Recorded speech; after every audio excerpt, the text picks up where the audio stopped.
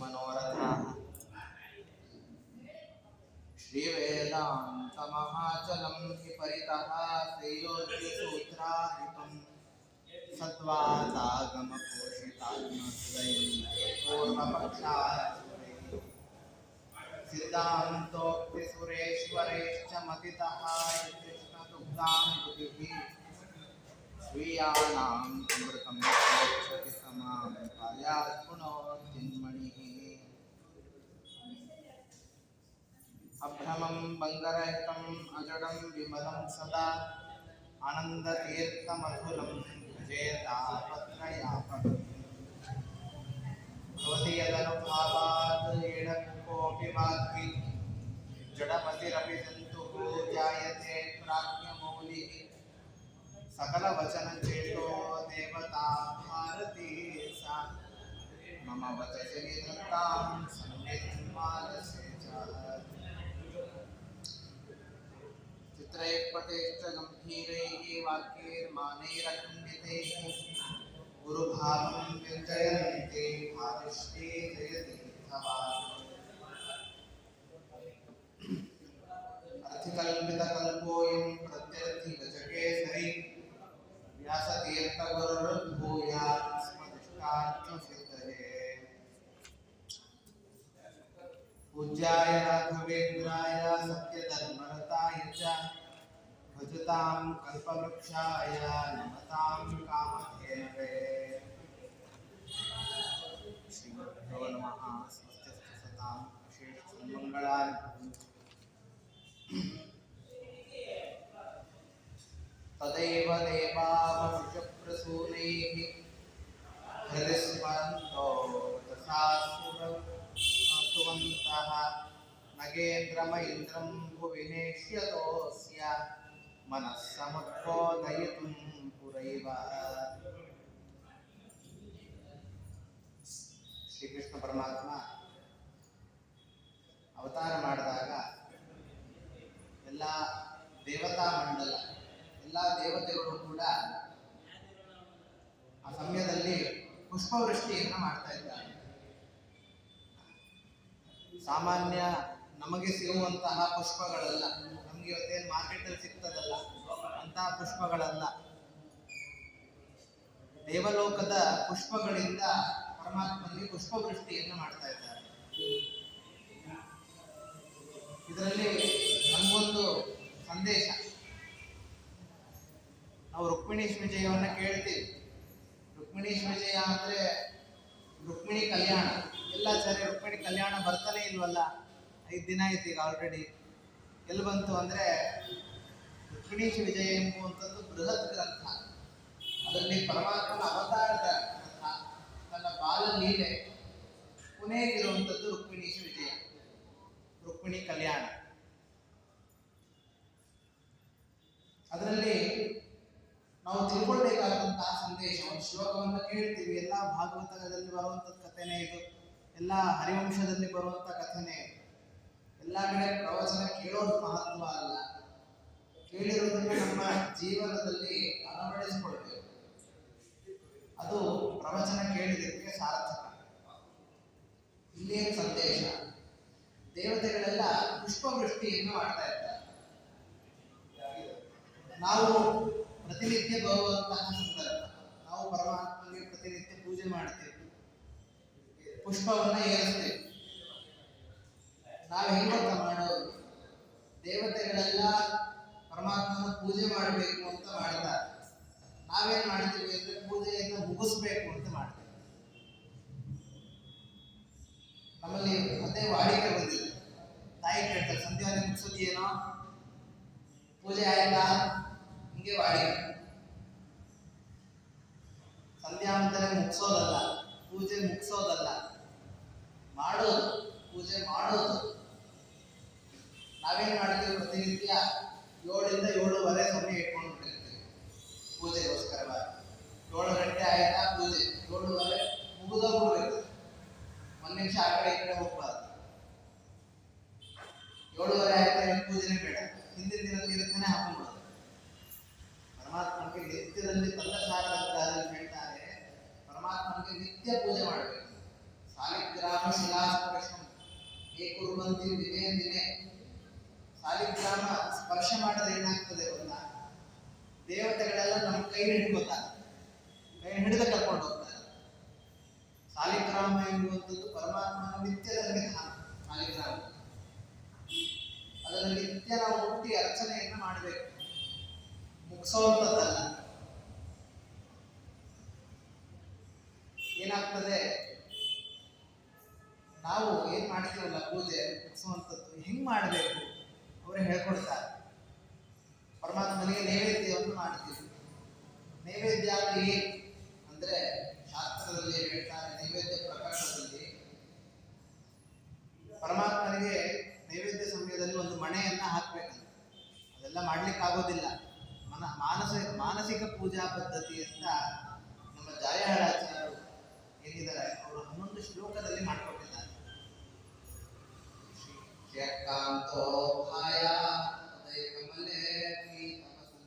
ಪರಮಾತ್ಮ ಹೇಗಿದ್ದಾರೆ, ಪೀತವಸನಾಗಿ ಬಂದಿದ್ದಾರೆ, ಆ ಮನೆಯಲ್ಲಿ ಅಲಂಕಾರ ಮಾಡ್ತಾ ಇದ್ದಾರೆ, ಕೂತ್ಕೋತಾ ಇದ್ದಾರೆ.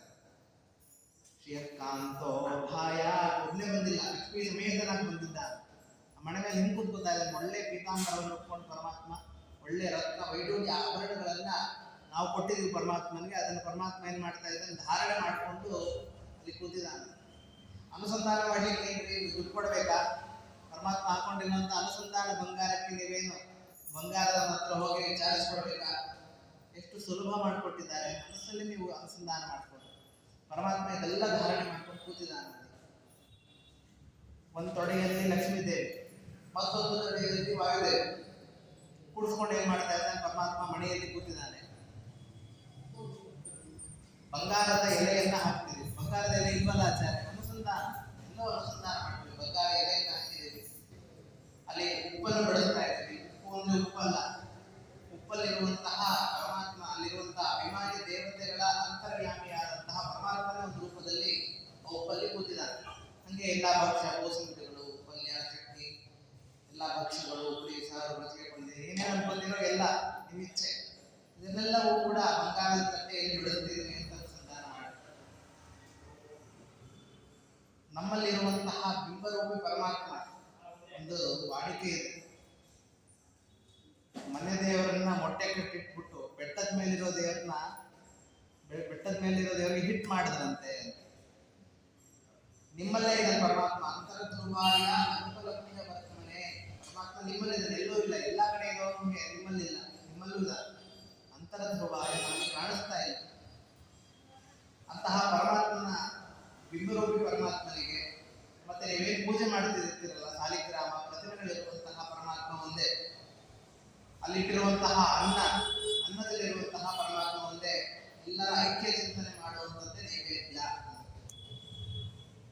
ಇದು ನೈವೇದ್ಯದ ಪ್ರಕಾರ. ಏನೋ ಮಾಡ್ತೀವಿ, ಗಂಧ ಅಕ್ಷತೆಯನ್ನು ಹಚ್ತೀವಿ, ಏನೋ ಸ್ವಲ್ಪ ಕಲಶ ಪೂಜೆ ಮಾಡ್ತೀವಿ, ನೀರನ್ನು ಹಾಕ್ತೀವಿ, ಮಂತ್ರವೇ ಇಲ್ಲ. ಬರೀ ತಂತ್ರ ಪೂಜೆ ಮಾಡಿದ್ರೆ ಪರಮಾತ್ಮ ಸ್ವೀಕಾರ ಮಾಡೋದಿಲ್ಲ. ಅದಕ್ಕೆ ಹೇಳಿದ್ರು, ತದೇವ ದೇವ ವರಜು ಪ್ರಸೂನೈಹಿ ಹೃದಯ ಸ್ಮರಂತಹ ವಚಸ ಸ್ತುವಂತಹ. ಹೃದಯದಲ್ಲಿ ಪರಮಾತ್ಮನ ಸ್ಮರಣೆ ಮಾಡಿಕೊಂಡು, ಹೃದಯದಲ್ಲಿ ಸ್ಮರಣೆ, ವದನದಿ ನಾಮ, ಬಾಯಲ್ಲಿ ಸ್ಮರಣೆ ಮಾಡ್ತಾ ಏನ್ ಮಾಡ್ತಾ ಇದ್ದಾರೆ, ಪುಷ್ಪವೃಷ್ಟಿಯನ್ನು ಮಾಡ್ತಾ ಇದ್ದಾರೆ. ಹಿಂಗೆ ಚಿಂತನೆ ಅಂದ್ರೆ ಒಳಗಿರುವಂತಹ ಬಿಂಬರೂಪಿ ಪರಮಾತ್ಮ, ಆ ಪ್ರತಿಮೆಯಲ್ಲಿರುವಂತಹ ಪರಮಾತ್ಮನಿಗೆ, ಆ ಹೂವಿನಲ್ಲಿರುವಂತಹ ಪರಮಾತ್ಮ ಏನ್ ಮಾಡ್ತಾ ಇದ್ದಾರೆ, ಮೂರು ಒಂದೇ ರೂಪಗಳ ಬೇರೆ, ಒಂದೇ ಪರಮಾತ್ಮನೇ. ಹಿಂಗೆ ಐಕ್ಯ ಚಿಂತನೆಯನ್ನ ಮಾಡಿ ಏನ್ ಮಾಡ್ತಾರೆ, ಪರಮಾತ್ಮನಿಗೆ ಅನಂತ ರೂಪಿ, ಎಲ್ಲಾ ಕಡೆ ಇದೆ. ಸರ್ವಭೂತೇಷು ಕೂಡ ಸರ್ವವ್ಯಾಪಿ ಸರ್ವಭೂತಾಂತರಾತ್ಮ ಅಂತ ಉಪನಿಷತ್ ಕೊಂಡಾಡ್ತಾ ಇದೆ. ಎಲ್ಲಾ ಕಡೆ ಇರುವಂತ ಪರಮಾತ್ಮ, ನನ್ನಲ್ಲಿ ನೀನೇ ಪೂಜೆ ಮಾಡಿಸ್ತೀವಿ, ನೀನೇ ಪೂಜೆಯನ್ನು ತಗೋತಿ, ಆ ಪದಾರ್ಥಗಳಲ್ಲಿ ನೀನೇ ಇದ್ದೀ. ಇದು ಪೂಜೆ ಕ್ರಮ. ವಿಜಯದಾಸರು ಹೇಳ್ತಾರೆ, ಮಾತು ವಿಜಯದಾಸರು ಹೇಳ್ತಾರೆ, ನೀವು ಮನೆಯಲ್ಲಿ ಊಟವನ್ನ ಬ್ರಾಹ್ಮಣರನ್ನ ಕರೀತೀರಿ, ನೀವು ಹೆಂಗ್ ಮಾಡ್ಬೇಕು ಪೂಜೆ ಅದನ್ನ ತೋರಿಸ್ಕೊಡ್ತಾರೆ ವಿಜಯದಾಸ. ನೀವು ಯಾರೋ ಒಬ್ರು ಬ್ರಾಹ್ಮಣರನ್ನ ಮನೆಗೆ ಕರೆದಾಗ ಸುಮ್ಮನೆ ಲಕ್ಷ್ಮೀ ಯಾವುದೋ ವರಮಹಾಲಕ್ಷ್ಮಿಗೋ ಯಾವುದೋ ಒಂದು ಕಾರ್ಯಕ್ರಮಕ್ಕೆ ಬ್ರಾಹ್ಮಣಾರ್ಥಕವಾಗಿ ಕರೆದಿರ್ತೀರಿ. ನಿಮ್ಗೆ ಅರ್ಜೆಂಟ್ ಆಗಿದೆ ಅಂದ್ಬಿಟ್ಟು ಉಪ್ಪು ಹಾಕ್ಬಿಡೋದು, ಕೋಸಂಬರಿ ಹಾಕ್ಬಿಡೋದು, ಹುಳಿ ಹಾಕ್ಬಿಡೋದು, ಸಾರು ಹಾಕ್ಬಿಡೋದು, ಎಲ್ಲ ಭಕ್ಷ್ಯಗಳು ಹಾಕ್ಬಿಡೋದು, ಮಜ್ಜಿಗೆ ಹಾಕ್ಬಿಟ್ಟು ಹೊರಟ್ಬಿಡೋದ. ಹಂಗಲ್ಲ ಕ್ರಮ. ಒಂದೊಂದೇ ನೀವು ಬಡಿಸ್ಬೇಕು. ಬಡಿಸೋದು ನೀವೆಷ್ಟು ಮಾಡಿರೋಂಥದ್ದು ಮುಖ್ಯ ಅಲ್ಲ. ಏನೋ ಶಾವಿಗೆ ಪಾಯಸ ಮಾಡಿರ್ತೀರಿ ಅಂದ್ಕೊಳ್ಳಿ, ಆ ಶಾವಿಗೆ ಪಾಯಸನ ಆಚಾರ, ಈ ಶಾವಿಗೆ ಪಾಯಸ ನೀವೆಲ್ಲಾದ್ರೂ ತಿಂದಿರ್ಲಿಕ್ಕೆ ಸಾಧ್ಯ ಅಲ್ಲ. ಇಲ್ಲಿ ಬಂದಿದ್ದೀರಿ, ಚೆನ್ನಾಗಿ ಹೊಡೆದು ಬಿಟ್ಟು ಇನ್ನೆಲ್ಲೂ ಸಿಗಲ್ಲ ನಿಮ್ಗೆ ಪಾಯಸ ಅಂತ ಹೇಳೋವಂಥದ್ದಲ್ಲ. ನೀವು ಅದೇ ಒಂದು ಗೊಡ್ಸಾರು ಮಾಡಿ ಹಾಕ್ಬಿಟ್ಟು ಅದೇ ನಮ್ಮ ಕೈಲಾಗಿರುವಂಥ ಯೋಗ್ಯತೆ ಇಷ್ಟೇ, ಬಂದಿರುವಂಥದ್ದೇ ನಮಗೆ ಪುಣ್ಯ. ಇದು ನಮ್ಮ ಮನೆಗೆ ಬಂದಿದ್ದೀರಲ್ಲ, ಇದಕ್ಕಿಂತ ದೊಡ್ಡ ಭಾಗ್ಯ ನಮ್ಗೆ ಯಾವುದೂ ಇಲ್ಲ. ಯೋಗ್ಯತಾ ಇದೆ, ಇದನ್ನ ಸ್ವೀಕಾರ ಮಾಡ್ರಿ ಅಂತ ನೀವು ಪ್ರಾರ್ಥನೆಯನ್ನ ಮಾಡಿ ನೀವು ಗೊಡ್ಸಾರ ಹಾಕಿದ್ರೆ ಪರವಾಗಿಲ್ಲ. ಅಲ್ಲಿರುವಂತಹ ಬ್ರಾಹ್ಮಣರು ತೃಪ್ತರಾಗ್ತಾರೆ, ಅಲ್ಲಿರುವಂತಹ ಫಲ ಸಿಗ್ತದೆ. ಒಂದು ಕ್ರಮ ಇದೆ. ನೀವು ಸುಮ್ಮನೆ ಪೂಜೆ ಮಾಡುವಂಥದ್ದು ಮುಗಿಸ್ಬಿಡುವಂಥದ್ದಲ್ಲ. ಹೇಳ್ತಾರೆ ಪ್ರತಿಸ್ಮರಂತಹ ವಚಸಾ ಸುಗಂತಹ ಅಂತ ಒಂದು ಪ್ರಮೇಯದಲ್ಲಿ ತಿಳಿಸ್ಕೊಡ್ತಾರೆ. ಹೆಂಗೆ ಮಾಡಬೇಕು ಪೂಜೆ ಅಂತ. ಮತ್ತು ಇನ್ನೊಂದು ಯಾತಕ್ಕೋಸ್ಕರವಾಗಿ ದೇವತೆಗಳೆಲ್ಲ ಪುಷ್ಪವೃಷ್ಟಿ ಮಾಡಿದ್ರು ಅಂದ್ರೆ ಮತ್ತೊಂದು ಕಾರಣವನ್ನು ವಾದಿರಾಜರು ತಿಳಿಸ್ತಾರೆ. ಮುಂದೆ ಪರಮಾತ್ಮ ಪಾರಿಜಾತ ಆ ಪಾರಿಜಾತ ವೃಕ್ಷವನ್ನ ಹೊರಕ್ಕೆ ದೇವಲೋಕಕ್ಕೆ ಹೋಗ್ತಾನೆ ಪರಮಾತ್ಮ. ದೇವತೆಗಳೇನ್ ಮಾಡ್ತಾ ಇದ್ದಾರಂತೆ, ಪರಮಾತ್ಮ ಪಾರಿಜಾತ ಅಂದ್ರೆ ಈಗ ನಮ್ಗೆ ಸಿಗ್ತದಲ್ಲ ಆ ಪಾರಿಜಾತ ಅಲ್ಲ, ಈ ಪಾರಿಜಾತನ ನಮ್ಮನೆ ಮುಂದೆನೂ ಇದೆ, ಅದನ್ನ ಒಂದು ಸಸಿ ಕೊಟ್ಬಿಟ್ವಿ ಅಲ್ಲ. ಈ ಪಾರಿಜಾತ ಬೇರೆ, ಆ ಪಾರಿಜಾತನೇ ಬೇರೆ. ಆ ಪಾರಿಜಾತ ಇಂಥದ್ದು ಅಂದ್ರೆ ಬಂಗಾರದ ಪಾರಿಜಾತ. ನಮ್ಮನೇಲಿ ಇದೆ ಆಚಾರ್ಯ, ದೇವ್ರ ಪಟ್ಟಿಗೆಯಲ್ಲಿ ಪ್ರತಿನಿತ್ಯ ದೇವರಿಗೆ ಅರ್ಚನೆ ಮಾಡ್ಲಿಕ್ಕೆ ಬಂಗಾರದ ಹೂಗಳಿದೆ. ಹಂಗಲ್ಲ, ಬಿಗ್ ಸ್ಮೆಲ್ ಬಂಗಾರದ ಪಾರಿಜಾತ, ಬಿಗ್ ಸ್ಮೆಲ್ ಅದು ಸೆಂಟ್ ಹೊಡೆದ್ಬಿಡ್ತೀವಿ ಅಂದ್ರೆ ಹಂಗಲ್ಲ. ಅದು ಹೆಂಗೆ ಅಂದ್ರೆ ಅದನ್ನ ಯಾರು ಧಾರಣೆ ಮಾಡ್ತಾರೋ ಪಾರಿಜಾತವನ್ನು ಅವ್ರಿಗೆ ಮುಪ್ಪೆ ಬರೋದಿಲ್ಲ, ವಯಸ್ಸಾಗೋದಿಲ್ಲ ಅವ್ರಿಗೆ. ಅಂತಹ ದೇವತಾ ವಿಶಿಷ್ಟವಾದ ದೇವಲೋಕದಲ್ಲಿ ಇರುವಂತಹ ಪಾರಿಜಾತವನ್ನು ಪರಮಾತ್ಮ ಏನ್ ಮಾಡ್ತಾನೆ, ಮುಂದೆ ಅದನ್ನ ತರ್ಲಿಕ್ಕೆ ಹೋಗ್ತಾನೆ ದೇವೇಂದ್ರನ ಲೋಕಕ್ಕೆ. ದೇವತೆಗಳೇನ್ ಮಾಡ್ತಾರೆ, ಪರಮಾತ್ಮ ಈಗ ಯಾರೋ ಒಬ್ಬರು ನಮ್ಗೆ ಏನೋ ಬೇಕಾಗಿರುವಂಥದ್ದನ್ನ ನಮ್ಗೆ ತಗೊಳ್ರಿ, ನಿಮ್ಗೆ ಬೇಕಾಗಿರೋದಲ್ವಾ ಅಂತ ತಂದ್ಕೊಟ್ಬಿಟ್ರೆ ನಮ್ಗೆ ಖುಷಿ ಆಗ್ತದಲ್ಲ. ಹಂಗೇನ್ ಮಾಡೋದು ದೇವತೆಗಳೆಲ್ಲ ಪರಮಾತ್ಮನ ವಶ ಮಾಡಲಿಕ್ಕೋಸ್ಕರವಾಗಿ, ಪರಮಾತ್ಮ ನೀವು ಮುಂದೆ ತರ್ತಿಯಲ್ಲ, ನಾನು ಈಗಲೇ ಆ ಪುಷ್ಪವನ್ನು ಈಗಲೇ ವೃಷ್ಟಿ ಮಾಡ್ತಿದ್ದೀವಿ, ಇದು ಎಲ್ಲಿದೆ, ನಮ್ಮ ಹತ್ರ ಇದೆ ಅಂತ ತೋರಿಸ್ಲಿಕ್ಕೋಸ್ಕರವಾಗಿ ಏನ್ ಮಾಡದಂತೆ ದೇವತೆಗಳೆಲ್ಲ ಪುಷ್ಪವೃಷ್ಟಿಯನ್ನ ಮಾಡ್ತಾ ಇದ್ದಾರೆ. ಹೇಳ್ತಾರೆ, ಪುತ್ರತ್ವಾದಿ ವಾಸುದೇವ ಪದವಿ ಯಜ್ಞಸ್ಯ ಶೌರ್ಯಸ್ತದಾ ಪುತ್ರತ್ವಕಾಸ್ತು ಸೇತು ಬಸವೋ ದೇವಾಚರಣಾತೃಭಂ. ಪರಮಾತ್ಮನಿಗೆ ವಾಸುದೇವ ಅಂತ ಹೆಸರು. ಪರಮಾತ್ಮನಿಗೆ ವಾಸುದೇವ ಅಂತ ಯಾಕೆ ಹೆಸರು ಬಂತು ಅಂದ್ರೆ ಹೇಳ್ತಾರೆ, ಒಂದರ್ಥ ಮೇಲ್ನೋಟದ ಅರ್ಥ ಏನು ಅಂದ್ರೆ ವಸುದೇವಸ್ಯ ಅಪತ್ಯಂ ಪುಮಾನ್ ವಾಸುದೇವ. ಇವನು ವಸುದೇವ, ದೇವಕಿ ವಸುದೇವರ ಮಗ, ಆದ್ದರಿಂದ ಇವನು ವಾಸುದೇವ ಅಂತ ಕರೀತಾರೆ. ಇದು ಮೇಲ್ನೋಟದ ಅರ್ಥ. ವಿಶೇಷ ಅರ್ಥ ಏನ್ ಗೊತ್ತಾ, ವಾಸುದೇವ ಅಂದ್ರೆ ವಸು ಅಂದ್ರೆ ಎಲ್ಲಾ ಕಡೆ ಇರುವಂಥದ್ದು. ವಾಸನಾ ವಾಸುದೇವೋಸಿ ವಾಸಿತಂತೆ ಜಗತ್ರಯಂ ಸರ್ವಭೂತ ನಿವಾಸೋಸಿ ವಾಸುದೇವ ನಮೋಸ್ತುತೆ. ಪ್ರತಿನಿತ್ಯ ಸಂಧ್ಯಾ ವಂದನೆಯಲ್ಲಿ ಬರುವಂತ ಮಂತ್ರ ಇದು. ಅನುಸಂಧಾನ ಪೂರ್ವಕವಾಗಿ ಮಾಡಿದ್ರೆ ಪರಮಾತ್ಮ ಎಂತವ್ರು ಗೊತ್ತಾ, ವಾಸನಾ ವಾಸುದೇವೋಸಿ, ನೀನು ಎಲ್ಲಾ ಕಡೆ ಇದ್ದೆ, ನಿನ್ನೊಳಗೆ ಎಲ್ಲವಿದೆ, ಈ ಜಗತ್ತು ಎಲ್ಲವೂ ಏನಿದೆ ನಿನ್ನಲ್ಲಿದೆ, ನೀನ್ ಎಲ್ಲಾ ಕಡೆ ಇದೆ. ವಾಸನಾ ಎಲ್ಲಾ ಕಡೆ ನೀನು ವಾಸ ಮಾಡ್ತೀಯ, ಆದ್ರಿಂದ ನಿನಗೆ ವಾಸು ಅಂತ ಅರ್ಥ.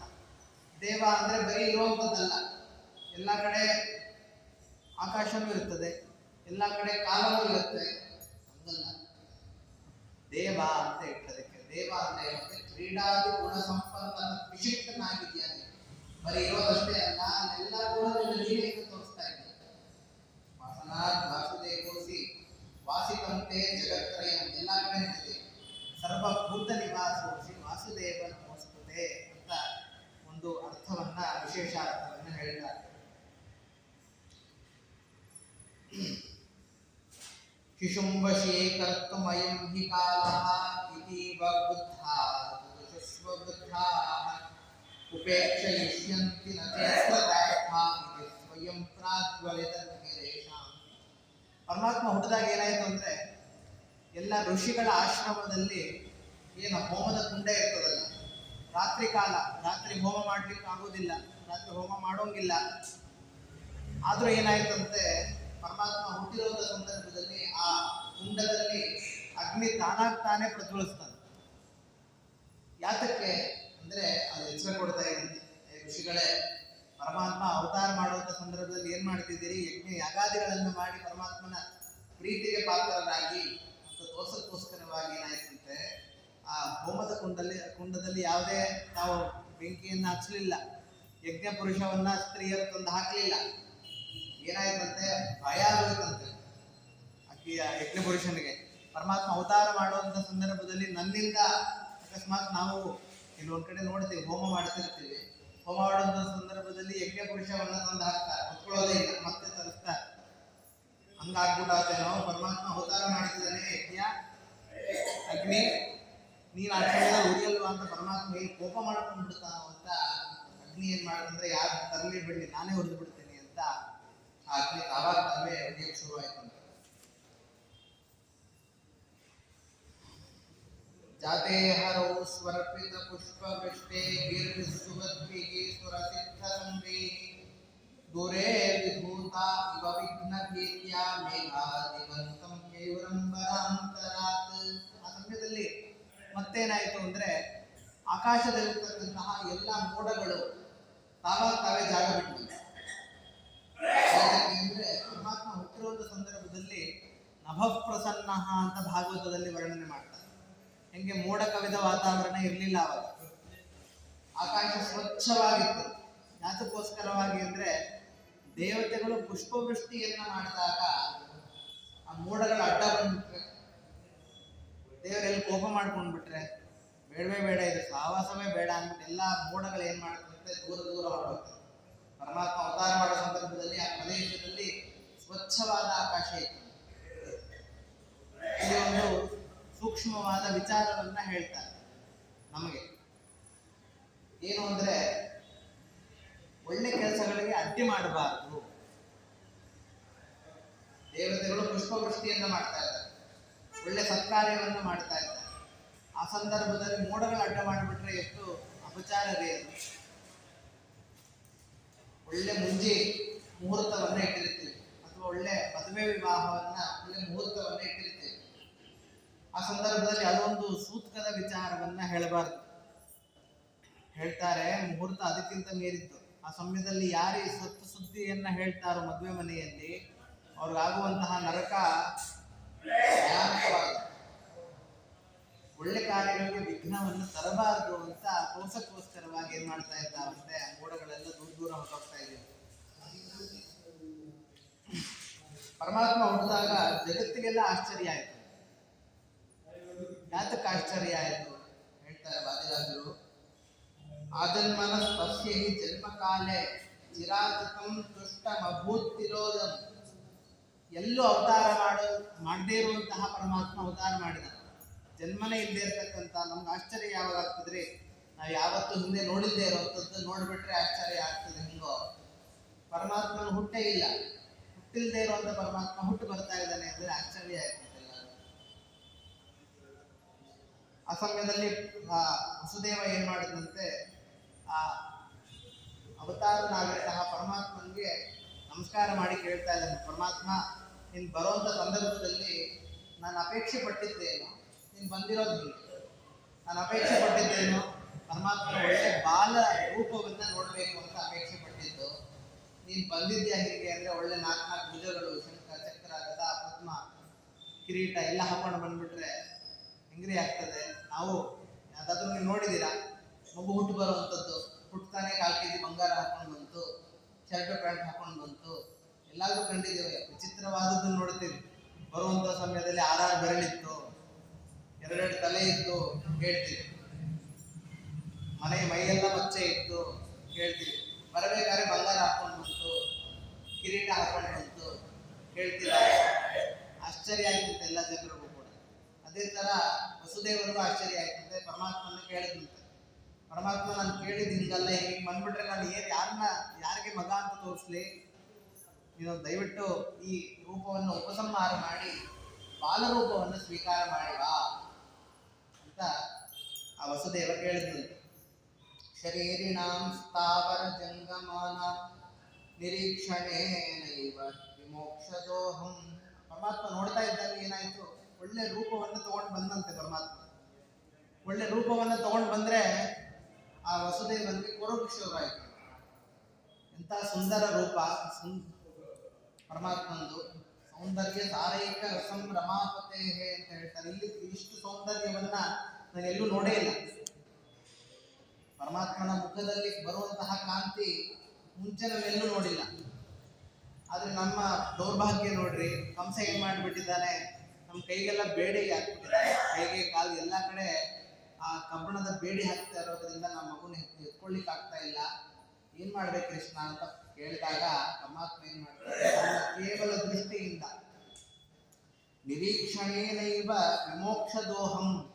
ಪರಮಾತ್ಮನ ಕೇವಲ ಒಂದು ದೃಷ್ಟಿಯಿಂದ ಏನಾಯ್ತಂತೆ, ಆ ಕಂಬಳಿ ರತ್ನ ಅದೇನಾಗಿದೆ ಕಬ್ಬಣದ ಬೇಡಿಗಳೆಲ್ಲ ತಾವಾಗ್ತವೆ, ಮೋಕ್ಷ ಹೊಂದುತ್ತಂತೆ, ಬಿಟ್ಕೊಂಡು ಬಿಡುತ್ತಂತೆ. ಹೇಳ್ತಾರೆ, ಯಾವ ಪರಮಾತ್ಮನ ದೃಷ್ಟಿಯಿಂದ ಈ ಲಿಂಗ ಶರೀರ ಭಂಗವಾಗ್ತದೋ. ಲಿಂಗ ಶರೀರ ಅಂದ್ರೆ ಏನ್ ಗೊತ್ತಾ, ನಮ್ಮಲ್ಲಿರುವಂತಹ ಒಂದು ಶರೀರ ವಿಶೇಷ, ಅದು ದಪ್ಪವಾಗಿರ್ತದೆ. ಅಭಿಮಾನ, ನಾವು ಯಾವುದೇ ಒಂದು ನೋಡಿದ್ರೂ ಅಭಿಮಾನ. ಹೆಂಡತಿ ಮೇಲೆ ಅಭಿಮಾನ, ಮಕ್ಕಳ ಮೇಲೆ ಅಭಿಮಾನ, ಕಡೆಗೆ ನಮ್ಮ ಸೈಟ್ ಮೇಲೆ ಅಭಿಮಾನ, ಮನೆ ಮೇಲೆ ಅಭಿಮಾನ, ಎಲ್ಲಾದ್ರ ಮೇಲೆ ಅಭಿಮಾನ. ಅದನ್ನ ಬಿಡ್ಲಿಕ್ಕೋಸ್ಕರವಾಗಿ ಆ ಶರೀರ ಬಿಡೋದೇ ಇಲ್ಲ. ಅಜ್ಞಾನದಿಂದ ನಿರ್ಮಿತವಾದ ಶರೀರ ಅದು. ಅಜ್ಞಾನದಿಂದಲೇ ಹುಟ್ಟುವಂತ ಎರಡು ಮಕ್ಕಳುಗಳೇ ಯಾರು, ಕಾಮ ಕರ್ಮ. ನಮ್ಗೆ ಯಾವಾಗಲೂ ಬೇಕು ಅನ್ನೋದು ಅಪೇಕ್ಷೆ ಪಡುವಂಥದ್ದೇ ಕಾಮ. ಎಲ್ಲ ಕರ್ಮವನ್ನು ಅದಕ್ಕೋಸ್ಕರವಾಗಿ ಕರ್ಮವನ್ನು ಮಾಡ್ತಿರ್ತೀವಲ್ಲ. ಸುಮ್ಮನೆ ದೃಷ್ಟಾಂತಕ್ಕೆ ಒಂದು ಜಾಮೂನ್ ತಿನ್ನೋ ಆಸೆ ಇಟ್ಕೊಳ್ಳಿ, ಅದಕ್ಕೋಸ್ಕರವಾಗಿ ಎಷ್ಟು ಕರ್ಮ ಮಾಡ್ಬೇಕ್ರಿ? ಒಂದು ಜಾಮೂನ್ ತಿನ್ನೋ ಆಸೆಗೋಸ್ಕರವಾಗಿ ಎಲ್ಲಿಂದ ಕರ್ಮ ಶುರು ಆಗೋದು? ಹುಟ್ಟಿದ ಆರೋಗ್ಯ ಕರ್ಮ ಶುರು ಆಗ್ತದೆ. ಒಳ್ಳೆ ಸ್ಕೂಲಿಗೆ ಸೇರಿಸ್ತಾರೆ. ಬರೀ ಸ್ಕೂಲ್ ಹೋದ್ರೆ ಆಗೋದಿಲ್ಲ, ಸ್ಕೂಲಲ್ಲಿ ಚೆನ್ನಾಗಿ ಓದಬೇಕು. ಓದ್ತಾ ಇಲ್ಲ ಅಂತ ತಂದೆ ತಾಯಿಗಳಿಗೆ ಹೊಡೆಸ್ಕೋಬೇಕು. ತಂದೆ ತಾಯಿಗಳು ಅಷ್ಟೇ ಅಲ್ಲ, ಟ್ಯೂಷನ್ ಬಿಡ್ತಾರೆ, ಅಲ್ಲಿ ಹೊಡೆಸ್ಕೋಬೇಕು, ಇಲ್ಲ ಕೈಲಿ ಹೊಡೆಸ್ಕೋಬೇಕು. ಅದಾದ್ಮೇಲೆ ಎಲ್ಲೋ ಒಂದು ಸ್ವಲ್ಪ ಕೆಲಸ ಸಿಗುತ್ತೆ, ಅಲ್ಲಿ ಬಾಸ್ ಕೈ ವಹಿಸ್ಕೋಬೇಕು. ಇದೆಲ್ಲ ಮಾಡಿದ್ರೆ ಸಂಬಳ ಸಿಗ್ತದೆ. ಅಲ್ಲಿಗೆ ಮುಗಿಲಿಲ್ಲ ಕರ್ಮ. ಮತ್ತೆ ಅಂಗಡಿಗೆ ಹೋಗಿ ಜಾಮೂನ್ ಬೇಕಾಗಿರುವಂಥ ಪದಾರ್ಥವನ್ನು ತರಬೇಕು, ಅದನ್ನ ನಾದಬೇಕು, ಕರಿಬೇಕು, ಪಾಕದಲ್ಲಿ ಎದ್ದಬೇಕು. ಆಮೇಲೆ ಏನ್ ಮಾಡಬೇಕು? ದೇವ್ರ ಪೂಜೆ ಮಾಡಬೇಕು, ಆಮೇಲೆ ತಿನ್ಬೇಕು. ಒಂದು ಜಾಮೂನ್ ತಿನ್ನಕ್ಕೋಸ್ಕರವಾಗಿ ಎಷ್ಟು ಕರ್ಮ. ಹೇಳ್ತಾರೆ, ಲಿಂಗ ಶರೀರಕ್ಕೆ ಇರುವಂತಹ ಅಜ್ಞಾನದಿಂದ ನಿರ್ಮಿತವಾದ ಈ ಶರೀರಕ್ಕೆ ಎರಡು ಮಕ್ಕಳು, ಒಂದು ಕಾಮ, ಒಂದು ಕರ್ಮ. ಇದಕ್ಕೋಸ್ಕರವಾಗಿಯೇ ನಾವು ಎಲ್ಲವನ್ನೂ ಬಿಟ್ಬಿಟ್ಟಿರ್ತೀವಿ. ತಿಂದ್ಮೇಲೆ ಮತ್ತೆ ಕರ್ಮ ಏನೋ ಅದನ್ನ ಪಾತ್ರೆ ತೊಳಿ ಬಳಿ, ಇದೇ ಕೆಲಸ. ಒಂದು ಜಾಮೂನ್ಗೋಸ್ಕರವಾಗಿ, ಈ ಒಂದು ಇಚ್ಛೆಗೋಸ್ಕರವಾಗಿ ಎಷ್ಟು ಕರ್ಮಗಳನ್ನು ಮಾಡುವಂತ ಪರಮಾತ್ಮ ಹೇಳ್ತಾರೆ. ಈ ಲಿಂಗ ಶರೀರವನ್ನೇ ಬಿಡಿಸುವಂತಹ ಶಕ್ತಿ ನನ್ನ ದೃಷ್ಟಿಗಿದೆ, ಇನ್ಯಾವ ಈ ಕಬ್ಬಣದ ಬೇಡಿಗಳು ಇನ್ಯಾವ ಲೆಕ್ಕ ನನಗೆ ಅಂತ ಹೇಳ್ತಾನೆ ಪರಮಾತ್ಮ. ಯಮಯ ವೇಷ ವೃಣತೆ ತೇನ ಲಭ್ಯ ತಸ್ಯೇಷ ಆತ್ಮ ವಿವೃಣತೆ ತನೂಂ ಸ್ವಾಂ ಅಂತ ವೇದದಲ್ಲಿ ಒಂದು ಮಾತು. ಪರಮಾತ್ಮ ಏನೇ ಸಾಧನೆ ಮಾಡ್ರಿ, ಪರಮಾತ್ಮ ಯಾರನ್ನ ಆರಿಸ್ತಾನೆ ಗೊತ್ತಾ? ಯಮಯ ವೇಷ ವೃಣತೆ ತೇನ ಲಭ್ಯ. ಕಡಿಮೆ ಸಾಧನೆ ಮಾಡಿರುವಂತವ್ರು ಪರಮಾತ್ಮ ಏನ್ ಮಾಡ್ತಾನೆ? ಆರಿಸ್ಕೊಂಡು ಬಿಡ್ತಾನೆ. ಅವನ ಇಚ್ಛೆ ಅದು. ಮೋಕ್ಷ ಕೊಡಬೇಕು ಅಂದ್ರೆ ನೀವೇನೇ ಸಾಧನೆ ಮಾಡಿದ್ರು ಪ್ರಯೋಜನ ಇಲ್ಲ. ಪರಮಾತ್ಮನ ಕೃಪಾಕ್ ಪಾತ್ರರಾಗಬೇಕು. ಪರಮಾತ್ಮನ ದೃಷ್ಟಿಗೆ ನೀವು ಬಿದ್ದರೆ ಏನಾಗ್ತದೆ? ನಿಮಗೆ ಮೋಕ್ಷ ಆಗ್ತದೆ, ಲಿಂಗ ಶರೀರ ಭಂಗವಾಗ್ತದೆ. ನಾವು ಪ್ರತಿನಿತ್ಯ ದೇವಸ್ಥಾನಕ್ಕೆ ಬರ್ತೀವಿ. ಪರಮಾತ್ಮ ಯಾಕೆ ನಮ್ಗೆ ಇದನ್ನ ಮಾಡ್ತಾ ಇಲ್ಲ? ನಾವೇನ್ ತಪ್ಪು ಮಾಡಿದೀವಿ? ಪರಮಾತ್ಮನ ಹತ್ರ ಬರ್ತೀವಲ್ಲ ಅಂದ್ರೆ ದಾಸರಾಯರು ಹೇಳ್ತಾರೆ, ನಾವು ಪರಮಾತ್ಮನ ಹತ್ರ ಬರ್ತೀವಿ, ಯಾತಕ್ಕೋಸ್ಕರ ಬರ್ತೀವಿ ಪರಮಾತ್ಮನ ಹತ್ರ? ಪರಮಾತ್ಮ ನಾನಿನ್ನ ನೋಡ್ತಾನೆ ಇರ್ತೀನಿ, ದಿನ ನೋಡ್ತೀನಿ, ಪ್ರತಿನಿತ್ಯ ನೋಡ್ತೀನಿ, ಪ್ರತಿ ವರ್ಷ ನೋಡ್ತೀನಿ, ನಾನು ಇರೋ ತನಕ ನೋಡ್ತೀನಿ. ನೀನು ಪ್ರತಿನಿತ್ಯ ಸ್ಮರಣೆ ಮಾಡ್ತೀನಿ. ನೀನೇನ್ ಮಾಡು? ನೀನು ನನ್ನ ಸ್ಮರಣೆ ಮಾಡೋ ಅಗತ್ಯ ಇಲ್ಲ. ಏನ್ ಮಾಡು ಅಂದ್ರೆ, ಅಂತ್ಯಕಾಲದಲ್ಲಿ ನೀನು ನನ್ನ ನಾಲಿಗೆಯಲ್ಲಿ ನಿಂತು ನಿನ್ನ ಸ್ಮರಣೆ ಬರುವಂತೆ ಮಾಡು. ಅಂತ್ಯಕಾಲೇ ವಿಶೇಷತಃ ಸಂತತಂ ಚಿಂತೆಯೇನಂತಂ ಅಂತಕಾಲೇ ವಿಶೇಷತಃ ಅಂತ ಹೇಳ್ತಾರೆ ಶ್ರೀಮದಾಚಾರ್ಯ.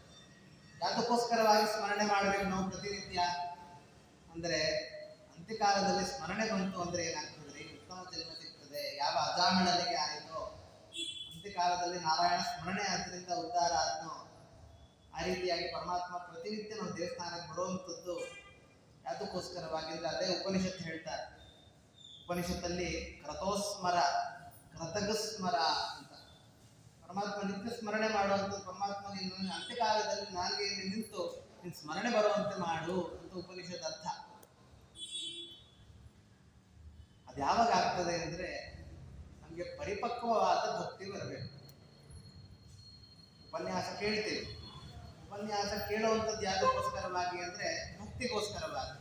ಮೊದಲನೇ ಸತಿ ಯಾಕೆ ಕೇಳ್ತೀವಿ, ಪರಮಾತ್ಮ ಯಾರು ಅಂತ ಪ್ರಶ್ನೆ. ಶ್ರವಣ ಮಾಡ್ಲಿಕ್ಕೋಸ್ಕರ ಕೇಳ್ತೀವಿ. ಬರೀ ಒಂದ್ಸತಿ ಬಿಟ್ಬಿಟ್ವಿ ಅಲ್ಲ. ಆಚಾರ್ಯ ನಾವು ಪ್ರವಚನಕ್ಕೆ ಬಂದ್ವಿ, ಒಂದ್ ದಿವಸ ದೇವಸ್ಥಾನಕ್ಕೆ ಬಂದ್ವಿ, 2 ದಿನ ಬಂದ್ವಿ, 3 ದಿನಕ್ಕೆ ಬಂದ್ವಿ.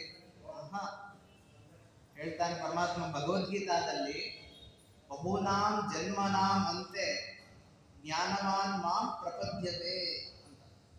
ನೀವು ಯಾವಾಗಲೂ ಒಮ್ಮೆ ಸಾಧನೆ ಮಾಡಿ 1-2 ದಿವಸ ಉಪನ್ಯಾಸ ಕೇಳಿ ಅಥವಾ 1 ವಾರ ಉಪನ್ಯಾಸ ಕೇಳಿದ್ರೆ ಪರಮಾತ್ಮ ಮೆಚ್ಚೋದಿಲ್ಲ. ಅನೇಕ ಜನ್ಮಗಳ ತಪಸ್ಬೇಕು. ಬಹೂನಾಂ ಜನ್ಮನಾಂ ಅಂತ ಈ ಜನ್ಮದಲ್ಲಿ ಸಾಧನೆ ಮಾಡಬೇಕು. ಇದೇ ತರ ಅನೇಕ ಜನ್ಮಗಳ ಸಾಧನೆ ಆದ್ಮೇಲೆ ಏನ್ ಮಾಡ್ತಾನೆ, ಅವನು ಜ್ಞಾನಿ ಆಗ್ತಾನೆ. ಜ್ಞಾನವಾದ ಪ್ರಪಂಚದೆ ಪರಮಾತ್ಮ ಜ್ಞಾನ ಬರೆಸ್ತಾನೆ. ಬಂದ್ಮೇಲೆ ಅವನು ಜ್ಞಾನಿ ಆದ್ಮೇಲೆ ಪರಮಾತ್ಮನನ್ನು ಹೊಂದಲಿಕ್ಕೆ ಸಾಧ್ಯ. ಪರಿಪಕ್ವವಾದ ಭಕ್ತಿ ಬರಬೇಕು. ಆವಾಗಲೇ ನಮ್ಗೆ ಏನಾಗ್ತದೆ, ವೈರಾಗ್ಯ ಬರ್ತದೆ. ನಾವು ಕೇಳ್ತೀವಿ ಯಾದವಾರ್ಯರ ಕಥೆಯಲ್ಲಿ ಅವ್ರಿಗಿರ್ತಕ್ಕಂತಹ ವೈರಾಗ್ಯ, ಪರಿಪಕ್ವವಾದ ಭಕ್ತಿ ಎಷ್ಟಿತ್ತು ಅವ್ರಿಗೆ. ಮಹಾನುಭಾವರು ಯಾದವಾರ್ಯರು, ಅದರಲ್ಲಿ 2 ಮಾತಿಲ್ಲ. ಭಾಗವತಕ್ಕೆ ವ್ಯಾಖ್ಯಾನ ಬರೆದಿರತಕ್ಕಂಥ ಮಹಾನುಭಾವರು ಯಾದವಾರ್ಯರು. ಯಾದವಾರ್ಯರಿಗೆ ಮನೆಯಲ್ಲಿ ತುಂಬಾ ದಾರಿದ್ರ್ಯ ಅಂದ್ಬಿಟ್ಟು ಮನೆಯಲ್ಲಿ ಯಾರು ಇಟ್ಕೊಳ್ಳಿಲ್ಲ ಅಂತ ಇಲ್ಲ. ಮನೆ ತುಂಬ ಶಿಷ್ಯರು, ಮನೆಯಲ್ಲಿ ಅನೇಕ ಶಿಷ್ಯರು, ಮಕ್ಕಳು, ಹೆಂಡತಿ ಎಲ್ಲರೂ ಇದ್ದಾರೆ ಮನೆಯಲ್ಲಿ. ಅವರೆಲ್ಲೂ ದುಡ್ಡಿಸ್ಕೊತಾ ಇರಲಿಲ್ಲ ಯಾದವಾರಿ. ಅಪ್ರತಿಗ್ರಹ ವೃತ್ತಿಯಲ್ಲಿದ್ದವರು. ಏನ್ ಮಾಡ್ಬೇಕು, ಅವ್ರು ಪ್ರತಿನಿತ್ಯ ಯಾಯವಾರಕ್ಕೆ ಹೋಗ್ಬೇಕು. ಪ್ರತಿನಿತ್ಯ ಏನೋ ಅವ್ರ ಮನೆಯಲ್ಲಿ ಅಕ್ಕಿ ಬರ್ತದೋ ಬೇಳೆ ಬರ್ತದೋ ಅದನ್ನ ಮನೆಗೆ ತರಬೇಕಂತೆ. ತಂದು ಅದನ್ನು ಅಡುಗೆ ಮಾಡಬೇಕು, ಎಲ್ಲ ಶಿಷ್ಯರಿಗೆ ಹಾಕಬೇಕು, ತಾವು ಸ್ವೀಕಾರ ಮಾಡಬೇಕು. ಇದು ಅವರ ಪ್ರತಿನಿತ್ಯ ವ್ಯವಹಾರ, ಊಟದ ಪದ್ಧತಿ. ಪರಮಾತ್ಮ ಏನ್ ಮಾಡ್ತಾನೆ, ಪರೀಕ್ಷೆ ಎಲ್ಲರಿಗೂ ಮಾಡ್ತಾನೆ. ಪರಿಪಕ್ವವಾದ ಭಕ್ತಿ ಬಂದಿದ್ಯಾ, ಪರಿಪಕ್ವವಾದ ಭಕ್ತಿ ಇದೆಯಾ ಅಂತ ಪರಮಾತ್ಮ ಪರೀಕ್ಷೆ ಮಾಡೇ ಮಾಡ್ತಾನೆ. ಲಕ್ಷ್ಮೀ ದೇವಿಗೆ ಮಾಡ್ತಾನಂತೆ. ಯಾದವಾರ್ಯರು ನಾವು ಎಲ್ಲಿ ಯಾದವಾರ್ಯರೇ ಮಾಡಿ ನಮ್ದಿಲ್ರಿ. ಪರೀಕ್ಷೆ ನಮ್ದೇನು ಅಂದ್ರೆ ಪರಮಾತ್ಮ ಏನು ಪರೀಕ್ಷೆ ಮಾಡ್ತೇವೆ, ನಾವು ಫೇಲ್ ಆಗ್ತೇವೆ, ಸಿದ್ಧ. ಯಾದವಾರ್ಯರಂತೆ ತಪಶಕ್ತಿ ನಮಗಿಲ್ಲ, ವಾಯುದೇವರಿಗಿರುವಂತೆ ತಪಶಕ್ತಿ ನಮಗಿಲ್ಲ. ವಾಯುದೇವರಿಗೆ ಏನು ತ್ರಿಶ್ವಪ್ಯೇ ವಾಪತಾರೆ ಶ್ವರಿವಿರ್ ಅಪಘ್ರಣಂ ಹಿಂಸಿತೋ ನಿರ್ವಿಕಾರ. ವಾಯುದೇವರಿಗೆ 3 ಅವತಾರದಲ್ಲಿ ಯಾರು ಹಿಂಸೆ ಕೊಟ್ಟಿಲ್ವೇನ್ರಿ? ಸತ್ಯಲೋಕಾಧಿಪತಿಗಳು ಬಂದಿದ್ದಾರೆ, ಅವ್ರ ಪಾಡಿಗೆ ಬಂದು ಸಾಧನೆ ನಡೆಸ್ಕೊಂಡು ಹೋದ್ರು ಅಂತಿಲ್ಲ. ವಿಷದ ಲಡ್ಡುಗಳನ್ನು ಹಾಕಿರ್ತಾರೆ, ಅನೇಕ ವಿಧವಾದ ಹಿಂಸೆಯನ್ನು ಕೊಟ್ಟಿರ್ತಾರೆ. ಆದರೂ ನಿರ್ವಿಕಾರ, ಯಾವುದೇ ವಿಕಾರ ಇಲ್ಲದಂತೆ ಇದ್ದವ್ರು ಯಾರು? ವಾಯುದೇವರು. ಯಾಕೆಂದ್ರೆ ಅವರು ಪರಿಪಕ್ವವಾದ ಭಕ್ತಿ. ಅದೇ ರೀತಿ ಯಾದವಾರಿಯದ್ದು ಪರಿಪಕ್ವವಾದ ಭಕ್ತಿ. ಪರಮಾತ್ಮ ಪರೀಕ್ಷೆ ಮಾಡಲಿಕ್ಕೆ ಹೋದ. ಏನ್ ಪರೀಕ್ಷೆ ಅಂದ್ರೆ, ಯಾಯವಾರಕ್ಕೆ ಹೋದ್ರು ಅವರು. ಪ್ರತಿನಿತ್ಯದಂತೆ ಯಾಯವಾರಕ್ಕೆ ಹೋದ್ರು. ಮನೆಯಲ್ಲಿ ಏನು ಸಿಗ್ಲಿಲ್ಲ, ಯಾರು ಕೊಡ್ಲಿಲ್ಲ. ಅವತ್ತು ಯಾವ ಮನೆಗೆ ಹೋಗ್ತಿದ್ರು, ಯಾರು ಇಲ್ಲ ಅವತ್ತು ಮನೆಯಲ್ಲಿ, ಏನು ಸಿಗ್ಲಿಲ್ಲ. ವಾಪಸ್ ಮನೆಗೆ ಬಂದ್ರು. ಮನೆಯಲ್ಲಿ ಉಳಿದಿದ್ದ ಪದಾರ್ಥಗಳಿತ್ತು, ಅದನ್ನ ಅಡುಗೆ ಮಾಡಿದ್ರು, ಮುಗಿತು. ಮನೆಯಲ್ಲಿರ್ತಕ್ಕಂಥ ಶಿಷ್ಯರಿಗಾಯ್ತು. ಶಿಷ್ಯರು ತಮ್ಮ ಗುರುಗಳನ್ನ ನಂಬ್ಕೊಂಡು ಬಂದಿರ್ತಾರಲ್ರಿ, ಅವ್ರು ಊಟಕ್ಕೆ ಹಾಕುವಂಥದ್ದು ಗುರುಗಳ ಕರ್ತವ್ಯ. ಗುರುಗಳು ಊಟಕ್ಕೆ ಹಾಕಿದ್ರು, ಮುಗಿತು. 2ನೇ ದಿನ ಹೋದ್ರು, ಮತ್ತೆ ಇಲ್ಲ. ಏನ್ ಮಾಡಿದ್ರು, ಮನೆಯಲ್ಲಿ ಇರ್ತಕ್ಕಂತಹ ಏನು ಸ್ವಲ್ಪ ಹಣ್ಣುಗಳಿತ್ತು ಅದು ಕೊಟ್ಟರು, ಅವತ್ತೆಲ್ಲ ಮುಗೀತು. 3ನೇ ದಿನ ಹೋದ್ರು, ಯಾರು ಇಲ್ಲ, ಅವತ್ತು ಏನೂ ಇಲ್ಲ. ಎಷ್ಟು ದಿವಸ ಒಬ್ಬ ಉಪವಾಸ ಇರ್ಲಿಕ್ಕೆ ಸಾಧ್ಯ ರೀ?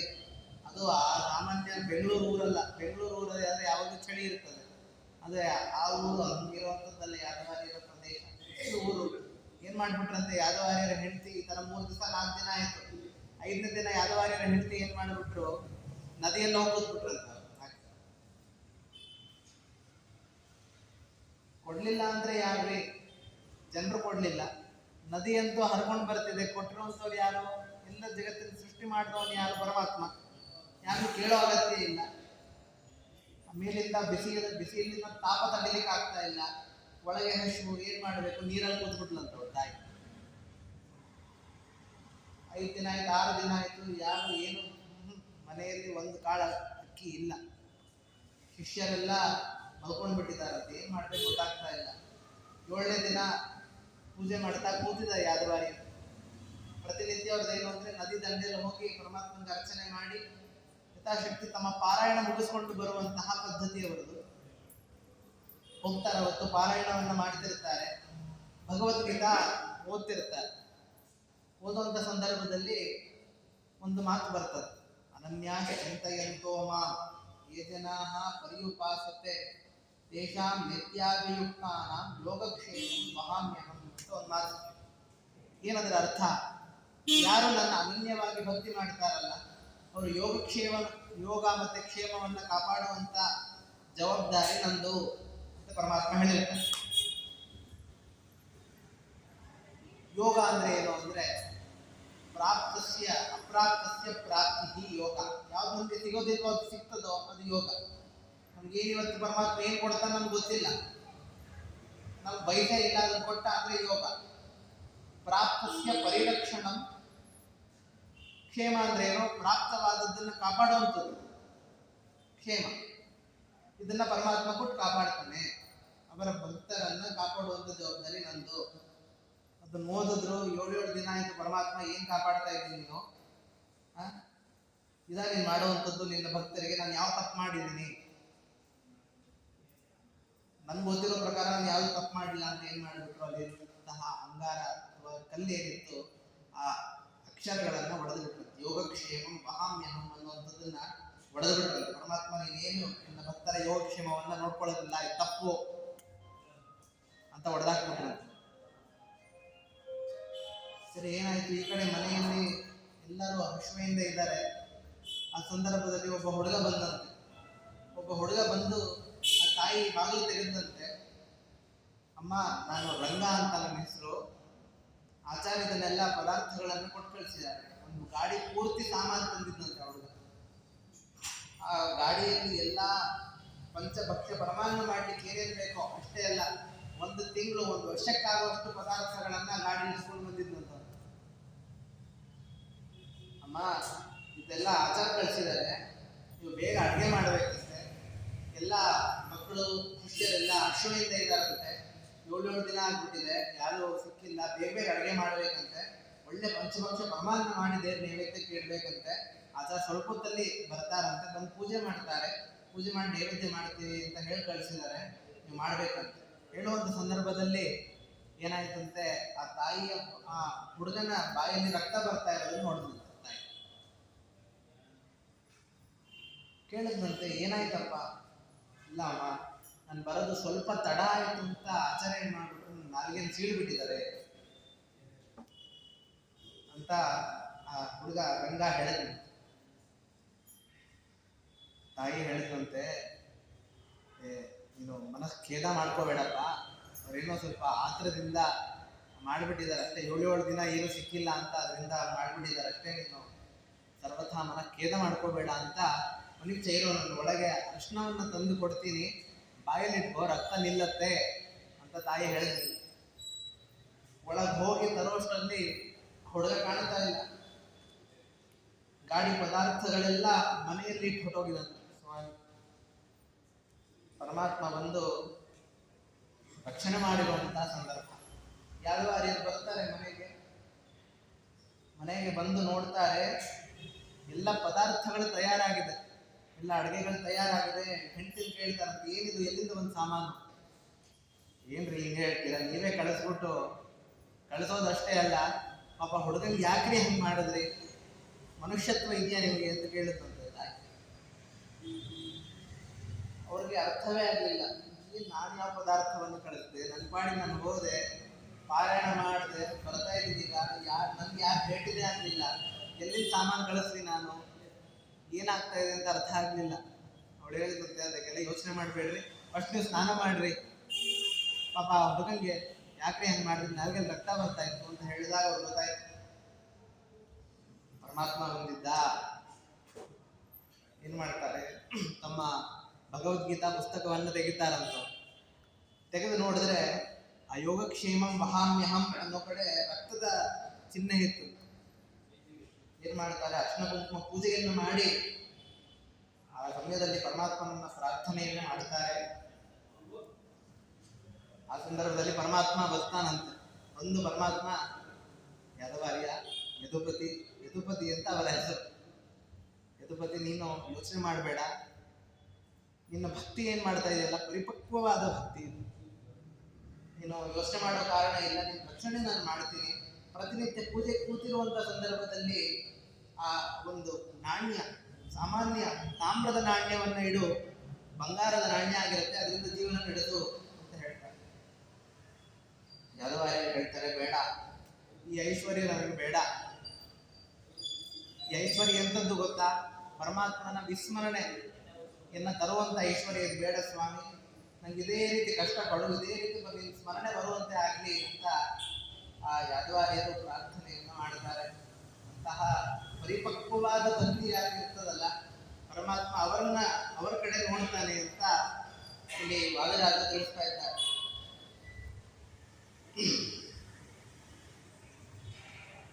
ಏನಾಗ್ತದಂತೆ, ಯಾರು ನಿಜವಾದ ಭಕ್ತರು ಹೆಂಗ್ ಗೊತ್ತಾಗ್ತದೆ ಅಂದ್ರೆ, ಅವರ ಹೃದಯ ಒದ್ದೆ ಆಗುತ್ತೆ.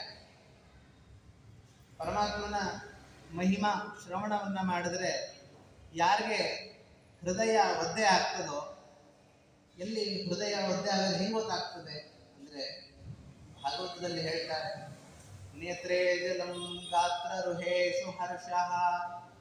ಯಾರಿಗೆ ಕೇಳಿದಾಗ ಕೂದಲುಗಳು ಎದ್ದು ನಿಂತ್ಕೋಬೇಕಂತ, ಗೂಸ್ ಬಂಪ್ಸ್ ಅಂತ ಏನ್ ಕರೀತಾರಲ್ಲ, ಅದಾಗಬೇಕು. ನೇತ್ರೇ ಜಲಂ, ಕಣ್ಣಲ್ಲಿ ನೀರು ಬರಬೇಕು. ಯಾವುದದು ನೀರು ಅಂದ್ರೆ, ನಾವು ಮಾಡಿರ್ತಕ್ಕಂತಹ ಎಲ್ಲ ಪಾಪಗಳು ಆ ನೀರಿನ ಮುಖಾಂತರ ಈಚೆಗಡೆ ಹೋಗ್ತದಂತೆ.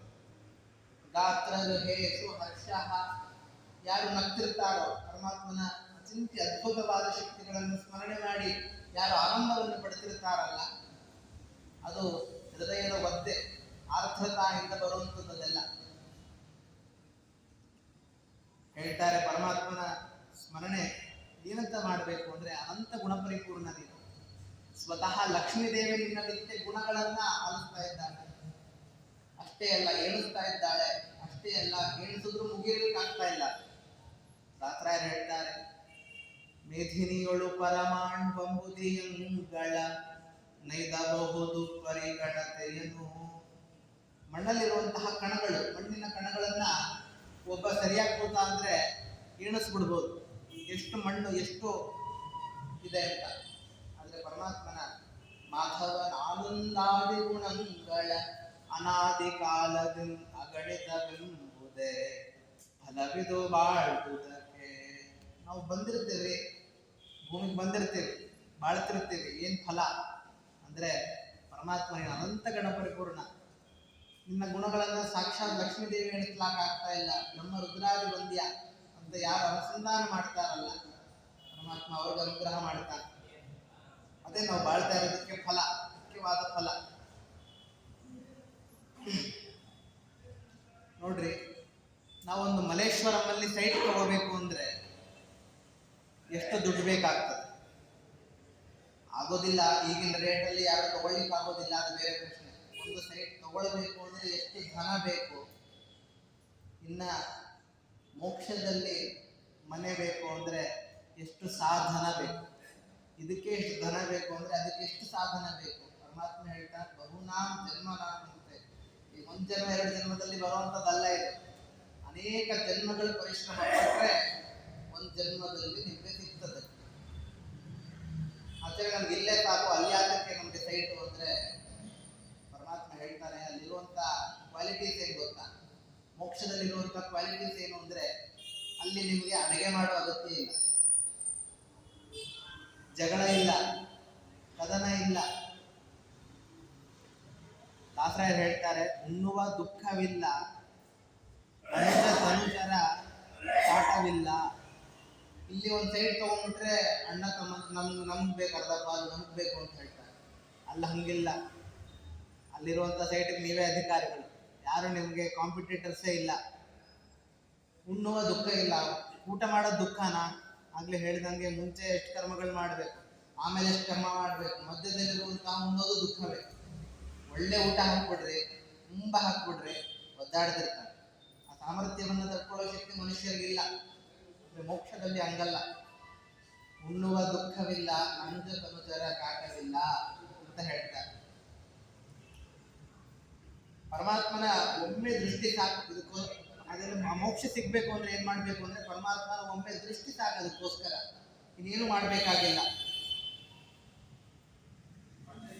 ಒಂದು ಕೃಷ್ಣನ ಕಥೆ. ಮುಂದೆ ಕೃಷ್ಣ ಪರಮಾತ್ಮ ಎಲ್ಲಾ ಕಡೆ ಚೇಷ್ಟೆ ಮಾಡುವಂತ ಸ್ವಭಾವ, ಎಲ್ಲಾ ಕಡೆ ಚೇಷ್ಟೆ ಮಾಡ್ತಿರ್ತಾನೆ. ಪ್ರತಿನಿತ್ಯ ಯಶೋಧಾದೇವಿಗೆ ಒಂದು ಎಲ್ಲರೂ ಕಂಪ್ಲೇಂಟ್ ಹೇಳ್ಬೇಕಂತ, ನಿನ್ ಮಗ ಹಿಂಗ್ ಮಾಡ್ದ, ನಮ್ಮ ಮನೆಯಲ್ಲಿ ಬೆಣ್ಣೆ ಕದ್ದ, ನಮ್ಮ ಮನೆಯಲ್ಲಿ ಸೀರೆ ತಗೊಂಡು ಹೋದ, ಸ್ನಾನ ಮಾಡ್ತಿದ್ರೆ ಏನೋ ಒಂದು ಕಂಪ್ಲೇಂಟ್ ಹೇಳ್ತಿದ್ರು ಪ್ರತಿನಿತ್ಯ ಯಶೋಧಾದೇವಿ. ಆ ಯಶೋಧಾಗಿ ಕೇಳಿ ಕೇಳಿ ಕೇಳಿ ಸಾಕಾಗುತ್ತೆ.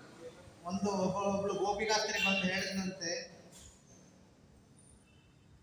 ಯಶೋಧ, ನಿನ್ನ ಮಗ ಸಾಮಾನ್ಯ ಅಲ್ಲ, ಹಾಲು ಕದಿತಾನ, ನನ್ ಕದ್ಕೊಂಡು ಹೊಟ್ಟೋಗ್ಲಿ. ನಮ್ಗೆ ಹೇಳಿದ್ರೆ ನಾವೇ ಒಂದು ಹಂಡೆ ಹಾಲನ್ನು ಇಟ್ಬಿಡ್ತೀವಿ. ಅವನೇನ್ ಮಾಡ್ತಾನೆ ಗೊತ್ತಾ, ನಮ್ಮ ಮನೆಗೆ ಬಂದು ನಾವು ಹಾಲು ಕರಿಯಕ್ಕೆ ಹೋದ್ರೆ 4 ಗಂಟೆಗೆ ಹಸು ಹಾಲು ಕರಿಯಕ್ಕೆ ಹೋದ್ರೆ ಒಂದು ಹಸುಗಳ ಹಾಲು. ಯಾತಕ್ಕೆ ಅಂತ ನಾವು ನೋಡಿದ್ರೆ ಕೃಷ್ಣ ಏನ್ ಮಾಡ್ತಾ ಇದ್ದಾನೆ ಅಂದ್ರೆ ಎಲ್ಲಾ ಹಸುಗಳ ಕರುಗಳ ಹಗ್ಗವನ್ನು ಬಿಚ್ಚಿಬಿಡ್ತಾ ಇದ್ದಾನೆ. ನಾವು 4 ಗಂಟೆಗೆ ಕರಿತೀವಿ ಅಂದ್ರೆ 3 ಗಂಟೆಗೆ ಬಂದು ಎಲ್ಲಾ ಕರುಗಳ ಹಗ್ಗವನ್ನು ಬಿಚ್ಚಿಬಿಡ್ತಾನೆ. ಅದೇನ್ ಮಾಡುತ್ತೆ, ಕುಣ್ಕೊಂಡು ಹೋಗಿ ತಾಯಿ ಹಾಲು ಕುಡಿದು ಬಿಡುತ್ತೆ. ಕೃಷ್ಣ ಪ್ರಸಾದ ಸಿಕ್ತು ನಮ್ಗೆ ಅಂತ ಕುಡಿದು ಬಿಡುತ್ತೆ. ನಾವು ಕರಿಯಕ್ಕೆ ಹೋದ್ರೆ ಒಂದು ದೊಡ್ಡ ಹಾಲಿದೆ. ಏನ್ ಮಾಡ್ಬೇಕು ಹೇಳಿ? ಯಶೋಧ ಕರೀತಾರೆ, ಕೃಷ್ಣ ಏನೋ ಹಿಂಗೆಲ್ಲ ಮಾಡ್ತೀನೋ?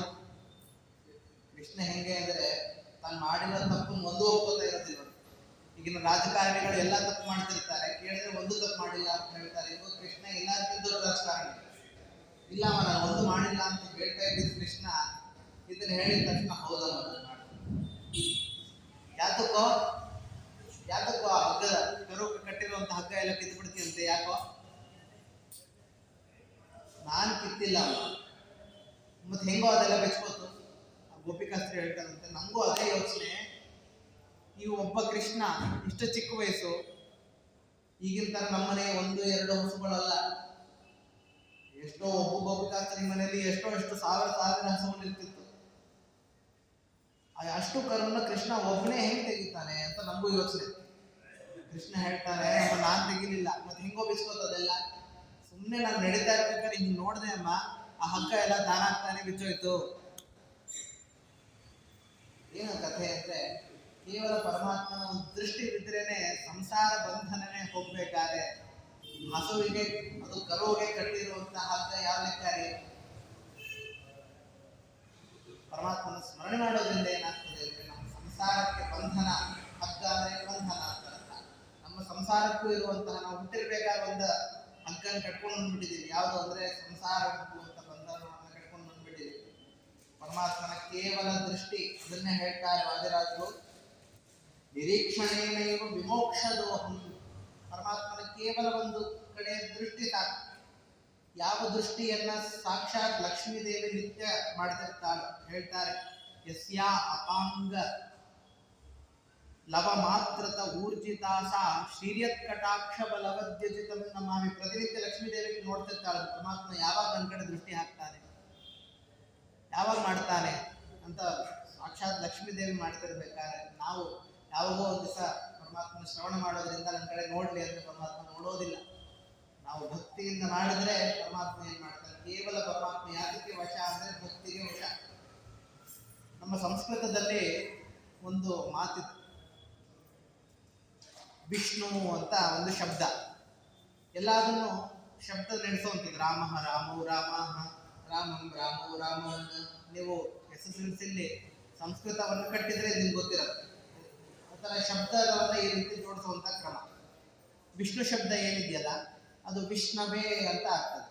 ವಿಷ್ಣವೇ ನಮಃ, ರಾಮಾಯ ನಮಃ ಅಂತ ಹೇಳೋ ಥರ ವಿಷ್ಣಾಯ ನಮಃ ಅಲ್ಲ, ವಿಷ್ಣವೇ ನಮಃ ಅಂತ ಹೇಳಬೇಕು. ಪರಮಾತ್ಮನಿಗೋಸ್ಕರ ನಮಸ್ಕಾರ ಅಂತ ಅರ್ಥ. ಒಬ್ಬ ಏನ್ ಮಾಡ್ಬಿಟ್ನಂತೆ ವಿಷ್ಣಾಯ ನಮಃ ಅಂತ ಹೇಳಬೇಕು. ಒಬ್ಬ ಏನ್ ಮಾಡ್ಬಿಟ್ಟ ವಿಷ್ಣವೇ ನಮಃ ಅಂತ ಹೇಳ. ಯಾರಿಗೆ ಫಲ ಹೇಳ್ತಾರೆ? ಮೂರ್ಖೋ ವದತಿ ವಿಷ್ಣಾಯ, ವಿದ್ವಾನ್ ವದತಿ ವಿಷ್ಣವೇ, ಉಭಯೋ ಸಮಾನಂ ಪುಣ್ಯಂ ಭಾವಗ್ರಾಹಿ ಜನಾರ್ದನ. ತಪ್ಪು ಹೇಳಿದವನಿಗೆ ಶಿಕ್ಷೆ ಆಯ್ತಾ? ಇಲ್ಲ. ವಿಷ್ಣವೇ ನಮಃ ಅಂತ ಹೇಳಿದವ್ರಿಗೆ ಯಾವ ಫಲ ಸಿಕ್ತೋ, ವಿಷ್ಣಾಯ ನಮಃ ಅಂತ ತಪ್ಪು ಉಚ್ಚಾರಣೆ ಮಾಡಿರೋರು ಕೂಡ ಅದೇ ಫಲ. ಯಾಕೆ ಅಂದ್ರೆ ಪರಮಾತ್ಮ ನೀವೇನ್ ಮಾಡ್ತೀರಿ ಅನ್ನೋದು ಮುಖ್ಯ ಅಲ್ಲ, ಹೆಂಗ್ ಮಾಡ್ತೀರಿ ಅನ್ನೋದು ಮುಖ್ಯ. ಭಾವಗ್ರಾಹಿ ಜನಾರ್ದನ. ಇವೆಲ್ಲವನ್ನು ಕರೆಕ್ಟ್ ಮಾಡಿ ಒಳಗೆ ಏನು ಅನುಸಂಧಾನ ಇಲ್ಲ ಅಂದ್ರೆ ವೇಸ್ಟ್, ಫಲ ಇಲ್ಲ. ನೀವು ತಪ್ಪು ಮಾಡ್ರಿ, ತಪ್ಪು ಹೇಳ್ರಿ, ಒಳಗೆ ಒಳ್ಳೆ ಅನುಸಂಧಾನ ಇತ್ತು ಅಂದ್ರೆ ಪರಮಾತ್ಮ ಏನ್ ಮಾಡ್ತಾನೆ, ಅದಕ್ಕೆ ಫಲ ಕೊಡುವಂಥವನು. ಈ ರೀತಿಯಾಗಿ ಯಾರ ಪರಮಾತ್ಮನ ಆ ಕೃಪಾಗೆ ಪಾತ್ರರಾಗ್ತಾರೋ ಅವರು ಪರಮಾತ್ಮನ ದೃಷ್ಟಿಯಿಂದ ಏನಾಗ್ತದೆ, ಎಲ್ಲ ಸಂಸಾರ ಬಂಧನಗಳು ಮೋಕ್ಷ ಆಗ್ತದೆ ಅಂತ ವಾದಿರಾಜರು ಆ ಸಮಯದಲ್ಲಿ ತಿಳಿಸ್ತಾ ಇದ್ದಾರೆ. ಆ ಸಮಯದಲ್ಲಿ ಏನಾಯಿತು, ಏತತ್ ಪಿತೃತ್ವಂ ಪ್ರಥಯಾಮಯಂ ಸ್ಯಾತ್. ಇದೆಲ್ಲ ನೋಡ್ದ ಯಾರು? ವಸುದೇವ. ಕೇವಲ ಪರಮಾತ್ಮನ ದೃಷ್ಟಿಯಿಂದ ತನ್ನ ಕೊಟ್ಟಿರ್ತಕ್ಕಂಥ ಬಂಧನ ಬೇಡಿಗಳೆಲ್ಲ ಬಿಚ್ಚೋಗಿತ್ತು. ಇದನ್ನ ನೋಡಪ್ಪ ವಸುದೇವನ ಭಯ ಆಯ್ತಂತ. ಕೃಷ್ಣ, ನೀನು ನನ್ನ ಮಗ ಅಲ್ಲ, ನೀನ್ ಯಾರು? ಯೋನಃ ಪಿತಾ ಜನಿತ ಯೋ ವಿಧಾತ ಕಾಮಾನಿ ವೇದ ಭುವನಾನಿ ವಿಶ್ವಾಹ.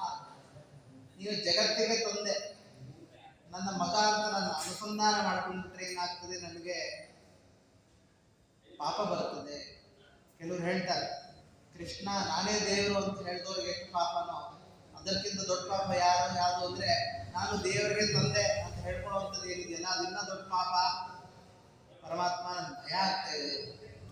ಏತತ್ ಪಿತೃತ್ವಂ ಪ್ರಥಯಾಮಯಂ ಸ್ಯಾತ್ ಪಾಪಾದಿತೀರ್ಯಂ ಪಿತರೋ ಗುಣಾಢ್ಯಂ ಜ್ಞಾನಾತ್ಮಕಸ್ತ್ವಂ ಪ್ರಕೃತೇತಿ ದೂರ ಅವಾಸ್ತುತಾಂ ತಾತೈತಿ ನಿಶಮ್ಯ. ಹೇಳ್ತಾರೆ ವಾದಿರಾಜರ ಸಂದರ್ಭದಲ್ಲಿ, ಎಲ್ಲಾ ಜಗತ್ತಿನ ಸೃಷ್ಟಿ ಮಾಡುವಂಥವ್ರಿಗೆ ಯಾರ್ರೀ ತಂದೆ, ಯಾರ್ರೀ ಮಗ? ಆದರೂ ವಸುದೇವ ಹೇಳ್ತಾನಂತೆ, ಒಮ್ಮೆ ಹೇಳ್ತಾನಂತೆ ವಸುದೇವ, ಇಲ್ಲ ನೀನು ನನ್ನ ಮಗ ಆಗ್ಲಿಕ್ಕೆ ಸಾಧ್ಯ ಇಲ್ಲ. ಮತ್ತೆ ಹೇಳ್ತಾರಂತೆ, ನೀನೇ ನನ್ನ ಮಗ. ಏನ್ರಿ ವಸುದೇವನ ತಲೆ ಕೆಟ್ಟಿದ್ಯಾ? ಎರಡು ಮಾತಾಡ್ತಾರಲ್ಲ, ಹೆಂಗ್ ಸಾಧ್ಯ? ಹೇಳ್ತಾರೆ, ಒಂದು ನರಕ ಇದೆ, ಯಾವುದು ಅಂದ್ರೆ ಪುತ್ ಅಂತ ಅದಕ್ಕೆ ಹೆಸರು. ಅನೇಕ ನರಕಗಳಲ್ಲಿ ಪುತ್ ಅಂತ ಒಂದು ಹೆಸರು. ಯಾವಾಗ ನರಕದಿಂದ ವಿಮೋಚನೆ ಆಗ್ತದೆ ಅಂದ್ರೆ ಪುನ್ನಾಮಕ ನರಕ ಪುತ್ರನಿಂದ ನಾಶವಾಗ್ತದೆ. ಒಳ್ಳೆ ಸತ್ಪುತ್ರ ಬಂದ ಅಂದ್ರೆ ಆ ತಂದೆಗೆ ಪುನ್ನಾಮಕ ನರಕಕ್ಕೆ ಬರೋದಿಲ್ಲ. ಈಗಿರುವಂತಹ ಮಕ್ಕಳು ನರಕದಿಂದ ಕಾಪಾಡ್ತಾರೋ ನರಕಕ್ಕೆ ಹಾಕ್ತಾರೋ ಗೊತ್ತಿಲ್ಲ. ಯಾವುದೇ ತಪ್ಪು ಮಾಡಿದ್ರೆ ಮಕ್ಕಳು ನರಕ ಆಗುವಂಥದ್ದು ಯಾರಿಗೆ ಅಂದ್ರೆ ತಂದೆ ತಾಯಿಗೆ. ಯಾಕೆ ಅಂದ್ರೆ ಅವರನ್ನು ಬೆಳೆಸಿರುವಂಥವ್ರು ಯಾರು? ತಂದೆ ತಾಯಿಗಳೇ. ಸರಿಯಾಗಿ ಬೆಳೆಸಿತ್ತು ಅಂದ್ರೆ ಪರಮಾತ್ಮ ಪುನ್ನಾಮಕ ನರಕಕ್ಕೆ ಹಾಕೋದಿಲ್ಲ. ದುಷ್ಟರಾಗಿ ಬೆಳೆಸ್ದ ಅಂದ್ರೆ ನರಕ ಉಂಟು. ಈ ಮಕ್ಕಳುಗಳೆಲ್ಲ ಹೆಂಗೋ ಗೊತ್ತಿಲ್ಲ. ಪರಮಾತ್ಮ ನೀನು ನನ್ನ ಮಗನೇ. ಯಾಕೆ ಅಂದ್ರೆ ಈ ಪುನ್ನಾಮಕ ನರಕದಿಂದ ನಿನ್ನನ್ನು ರಕ್ಷಣೆ ಮಾಡ್ತಾ ಇದ್ದೀಯ, ಆದ್ರಿಂದ ನೀನು ನನ್ನ ಮಗ ಅಂತ ಹೇಳ್ತಾರೆ.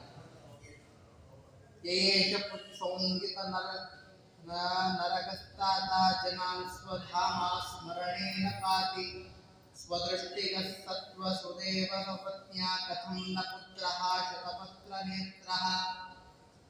ಈ ನರಕದಿಂದ ನೀನು ರಕ್ಷಣೆ ಮಾಡ್ತೀಯ, ಆದ್ರಿಂದ ನೀನು ನನ್ನ ಮಗನೇ. ಆದ್ರೆ ವೇದದಲ್ಲಿ ಒಂದು ಮಾತಿದೆ, ಯಾರಿಂದ ಪ್ರಕಟವಾಗ್ತದೋ ಅವರಿಗೆ ಏನಾಗ್ತದೆ, ಪಿತಾ ಅಂತ ಹೆಸರು. ಒಬ್ಬ ಮಗು ಇಲ್ಲಿ ತನಕ ಮುಂಚೆ ಇರೋದಿಲ್ಲ, ಒಬ್ಬ ತಂದೆಯಿಂದ ಬರ್ತಾನೆ. ತಂದೆಯಿಂದ ಬಂದ ತಕ್ಷಣ ಏನಾಗ್ತದೆ, ಯಾರಿಂದ ಪ್ರಕಟಗೊಳ್ತಾನೋ ಅವನು ಪಿತಾ ಅಂತ ಕರೆಸ್ಕೊತಾನೆ. ಅದರಿಂದ ವೇದದ ಮಾತಿರೋದ್ರಿಂದ ನೀನು ಪಿತಾ. ಜಾನಾತಿ ಅವಾಗ ಹೇಳ್ತಾಳಂತೆ, ಯದಿ ಜಾನಾತಿ ಮಾತಾ ಪರಮಾತ್ಮ ಜಾತಂ ನೂನಂ ಪಿತಾಪಿ ಕ್ವಚಿದೇವ ಲೋಕೆ ತಾಭ್ಯಾಮನಂಗೀಕೃತ್ಯ ಕೃಷ್ಣ ಜನ್ಮ ಕೋವಾ ಪುಮಾನ್ ಸಾಧಯಿತುಂ ಸಮರ್ಥಃ. ನಿನ್ ಮಗ ಆಗ್ತೀಯ ಯಾವಾಗ ಅಂದ್ರೆ ಒಬ್ಬಳ ಮಗನನ್ನ ಇವನು ಮಗ ಅಂತ ಕಂಡಿಡಿಯೋದು ಯಾರು ಅಂದ್ರೆ ಒಬ್ಳು ತಾಯಿ ಮಾತು. ತಾಯಿ ಕಂಡಿಡಿದಾಳೆ ಇವನು ನನ್ನ ಮಗ ಅಲ್ಲ, ಆ ಸಾಮರ್ಥ್ಯ ಪರಮಾತ್ಮ ಕೊಟ್ಟಿದ್ದಾರೆ. ಆದ್ರೆ ಇಲ್ಲೇನಾಗಿದೆ, ದೇವಕಿ ದೇವರೇ ಒಪ್ತಾ ಇಲ್ಲ, ಇವನು ನನ್ನ ಮಗ ಅಲ್ಲ ಅಂತ ಹೇಳ್ತಾ ಇರ್ಬೇಕಾದ್ರೆ ಕೋವಾ ಪುಮಾನ್ ಸಾಧಯಿತುಂ ಸಮರ್ಥಃ, ಒಬ್ಳು ತಾಯಿನೇ ನನ್ನ ಮಗ ಅಲ್ಲ ಅಂತ ಹೇಳ್ತಿರ್ಬೇಕಾದ್ರೆ ಯಾರು ಈ ಕೃಷ್ಣ ನನ್ನ ದೇವಕಿ ಪುತ್ರ ವಸುದೇವ ಪುತ್ರ ಅಂತ ಸಮರ್ಥನೆ ಮಾಡ್ಲಿಕ್ಕೆ ಸಾಧ್ಯ? ಆದ್ರೂ ಹೇಳ್ತಾರಂತೆ, ಕೆಲವರು ವಾದ ಹಿಂಗ್ ಮಾಡ್ತಾರಂತೆ, ಇಲ್ಲ ನೀವೇನೇ ಪುರಾಣ ಮಾಡ್ರಿ ಏನೇ ಮಾಡ್ರಿ, ಕೃಷ್ಣ ಯಾರು ಯಾರೋ ಗೊತ್ತಿರ್ಬೇಕಾದ್ರೆ ಕೃಷ್ಣ ಯಾರ, ಕೃಷ್ಣನ ತಂದೆ ತಾಯಿ ಯಾರ್ರಿ ಅಂದ್ರೆ ವಸುದೇವ ದೇವಕಿ ಅಂತ ಹೇಳ್ತಾರೆ. ರಾಮಚಂದ್ರ ದೇವರ ತಂದೆ ತಾಯಿಗಳು ಯಾರು ಅಂದ್ರೆ ಯಾರು? ದಶರಥ ಅಂತಾನೆ ಹೇಳೋರು. ಯಾರೇ ಕೇಳಿದ್ರೆ ಹಿಂಗೆ ಹೇಳ್ತಾರೆ. ಅದಕ್ಕೆ ವಾದಿರಾಜರು ಹೇಳ್ತಾರೆ, ನೀವು ಹಂಗೆ ಹೇಳೋದಾದ್ರೆ ಯದೀಹ ಜಾತಃ, ಒಂದ್ ವೇಳೆ ಪರಮಾತ್ಮ ಹುಟ್ಟಿದಾನೆ ಅಂದ್ರೆ ವಸುದೇವ ವೀರ್ಯಾತ್, ಆ ವಸುದೇವನ ಸಾಮರ್ಥ್ಯದಿಂದ ಒಂದು ವೇಳೆ ಕೃಷ್ಣ ಪರಮಾತ್ಮ ಹುಟ್ಟಿದಾನೆ ಅಂತ ಹೇಳಿದ್ರೆ ಅವನಿಗೆ ಹುಟ್ಟತಾನೆ ಆಭರಣಗಳು ಹೆಂಗ್ರಿ ಬಂತು? ಯಾರಾದ್ರೂ ಮಕ್ಕಳು ಹುಡ್ಕೊಂಡು ಬರ್ತಾರ? ಹಂಗೆ ಅಷ್ಟೇ ಅಲ್ಲ, ವಸುದೇವನ ಹಿಂದೆ 6 ಜನ ಮಕ್ಕಳು ಏನು ಹುಟ್ಟಿದ್ದಾರೆ ಅವ್ರಿಗಾದ್ರೂ ಇತ್ತ ಆ ರೀತಿ ಆಭರಣಗಳಿತ್ತ? ಒಂದು ಒಳ್ಳೆ ಯುಕ್ತಿಯನ್ನು ಕೊಡ್ತಾ ಇದ್ದಾರೆ. ಪರಮಾತ್ಮ ಹುಟ್ಟಿಲ್ಲ ವಸುದೇವರಲ್ಲಿ, ಯಾಕೆ ಅಂದ್ರೆ ಆಭರಣ ಸಹಿತನಾಗಿ ಪರಮಾತ್ಮ ಬರ್ತಾ ಇದ್ದಾನೆ ಅದನ್ನ ಹೇಳ್ತಾರೆ. ಆದ್ರೂ ಏನ್ ಹೇಳ್ತಾರೆ, ಇಲ್ಲ ಆಚಾರ್ಯ, ಇವಾಗ ದೇವಿಯಲ್ಲಿ ಗರ್ಭದಲ್ಲಿ ಇದ್ನ ಗರ್ಭಸ್ತುತಿಯನ್ನ ಬ್ರಹ್ಮದೇವರು ಮಾಡಿದ್ರ, ಗರ್ಭದಿಂದ ಈಚೆ ಕಡೆ ಪ್ರಕಟನ ಆದ ಅಂದ್ರೆ ಅವನ ಮಗ ಅಂತಾನೆ ಕರ್ಸ್ಕೊಳ್ಳೋದು. ಅಂದ್ರೆ ಹೇಳ್ತಾರಲ್ಲ, ನೀವು ಹಂಗೆ ಹೇಳೋದಾದ್ರೆ ಪರಮಾತ್ಮ ಒಂದು ಪಿಶಾಚ ಇದೆ, ಪಿಶಾಚಿ ಒಬ್ರು ಮೈ ಮೇಲೆ ಬಂದ್ಬಿಡುತ್ತೆ. ಹೇಳ್ತಾರೆ, ಏನ್ ಮೈ ಮೇಲೆ ದೆವ್ವ ಬಂದಂಗ ಆಡ್ತಾ ಇದೆಯಾ? ವಿಚಿತ್ರವಾಗಿ ಮಾಡ್ತಿರ್ತಾರೆ. ಏನು ಅಂದ್ರೆ ಮೈ ಮೇಲೆ ದೆವ್ವ ಬರುವಂತ ಒಂದು ಕ್ರಮ ಇದೆ. ಆ ದೆವ್ವ ಏನು ಒಳಗೆ ಹೋಗುತ್ತದೆ, ಅದರಿಂದ ಮಗ ಅಂತ ಕರೀತಾರೆ ಪಿಶಾಚ. ಹೆಂಗೋ ವಾದಿರಾಜರು ಹೇಳ್ತಾರೆ, ಆ ಪಿಶಾಚಕ್ಕೆ ಅಷ್ಟು ಶಕ್ತಿ ಇರ್ಬೇಕಾದ್ರೆ ಎಲ್ಲರನ್ನು ಸೃಷ್ಟಿ ಮಾಡುವಂತ ಪರಮಾತ್ಮನಿಗೆ ಒಳಗೆ ಹೋಗುವಂತ ಶಕ್ತಿ ಇರ್ಬೇಕ್ರಿ? ಒಳಗಿದ್ದು ಈಚೆ ಕಡೆ ಪ್ರಕಟನ ಆಗೋ ಶಕ್ತಿ ಇಲ್ವಾ ಅಂತ ವಾದಿರಾಜರು ಹೇಳ್ತಾರೆ.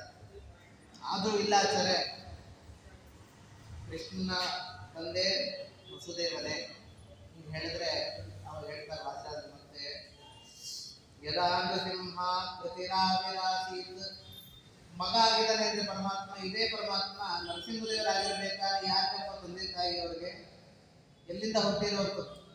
ಕಂಬದಲ್ಲಿ ಬಂದಿರುವಂಥದ್ದು. ಪರಮಾತ್ಮ ಎಲ್ಲಾ ಕಡೆ ಇರ್ತಾ ಕಾಣಿಸೋದಿಲ್ಲ ಅಷ್ಟೇ. ಯಾಕೆಂದ್ರೆ ವ್ಯಾಪ್ತಂಚ ಭೂತೇಶ್ ವಕಿಲೇಶು ಚಾತ್ಮನಃ, ಪರಮಾತ್ಮ ಎಲ್ಲಾ ಕಡೆ ಇದ್ರೂ ಕೂಡ ನಮ್ಗೆ ನೋಡುವಂತ ಕಣ್ಣಿಲ್ಲ. ಪರಮಾತ್ಮ ಇಲ್ಲೂ ಇದ್ದಾನೆ, ಎಲ್ಲಾ ಕಡೆ ಇದ್ದಾನೆ, ಆದ್ರೆ ನಮ್ಗೆ ನೋಡುವಂತ ಕಣ್ಣಿಲ್ಲ.